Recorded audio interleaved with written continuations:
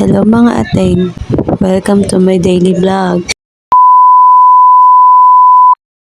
Kansa ng trabaho pero hindi ang labahan. Hindi na kasi pwede ipagpaliban yan.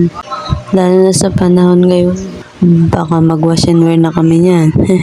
Kaya kahit na sarap maghilata, kailangan natin pag-iwalayin ng tricolor sa puti. Sa totoo lang, maaga naman kami nagising kasi may pasok nga kami. Pero biglang nag-announce ang management na wala nga po kami ngayong pasok. Nung mga oras na yun ay nagkakape na ako. Kumilos na rin ako pagkatapos kong magkape. Hindi na ako nagbalak na bumalik pa sa higaan. Kasi nga baka mapasarap na naman ng higa at baka wala na naman akong matapos for today's video. At hanggang ngayon ay malakas pa rin ang ulan. Kaya keep safe tayo mga ating. Sinabay ko na rin ang paglilinis ng aming CR para isang pagura na lang. Sipag-sipagan nga ako dyan eh. Pag ganyan-ganyan lang pero pagod na yan.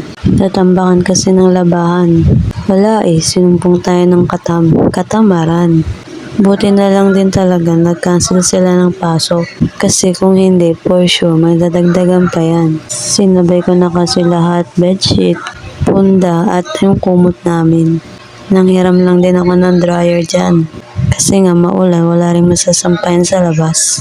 Kaya shoutout sa'yo, Ma'am Jonape. Salamat sa pagpapayaram. Kung hindi ako nagkakamali, mga 10:30 na yata ako natapos dyan.